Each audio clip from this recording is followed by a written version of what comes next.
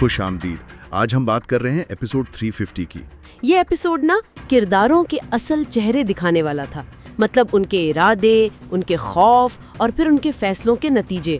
اور یہ بھی کہ کیسے بزنس کی لڑائی ذاتی زندگیوں میں گھس آتی ہے. تو شروع کہاں سے ہوا؟ وہ بڑا دھچکا ٹینڈر والا. جی، کارابے خاندان جو تقریباً پر اعتماد تھے کہ ٹینڈر ان کا ہے، وہ جاور سے ہار گئے. اور فوراً سوال اٹھا کہ بھئی یہ کیسے ہو گیا؟ بولی تو خفیہ تھی. ہاں، یہ صرف بزنس کا نقصان نہیں تھا. فوراً شک ہوا کہ معلومات لیک ہوئی ہیں. مطلب خاندان میں ہی کوئی غدار؟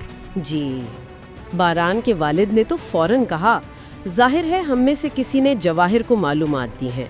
ہمارے درمیان غدار ہے. کہ اصل میں ٹینڈر کی معلومات جواہر کو دینے والا فراز ہی تھا. یقین کرنا مشکل تھا شروع میں. ہم نے دیکھا اسے جواہر سے ملتے ہوئے.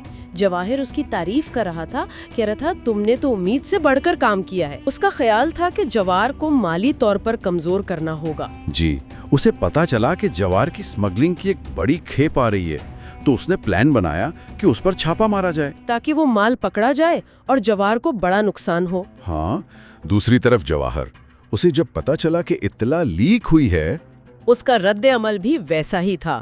شدید غصہ اور مخبر کو ڈھونڈنے کا عزم. اس نے کہا کسی نے شپمنٹ کی اطلاع دی ہے. کون کر سکتا ہے یہ؟ اس معاملے کی تہہ تک پہنچنا ہوگا. جو بھی رکاوٹ ڈالے گا اسے چھوڑوں گا نہیں. یہ الفاظ تو سیدھے سیدھے دلان کے لیے خطرہ ہے. بالکل. باران اور اس کے والد دونوں فوراً سمجھ گئے. اور وہ بنیادی سوال، خاندان کا اصل غدار کون؟ کیا واقعی حسن ہے یا فراز، جس کا ہمیں اب پتہ ہے؟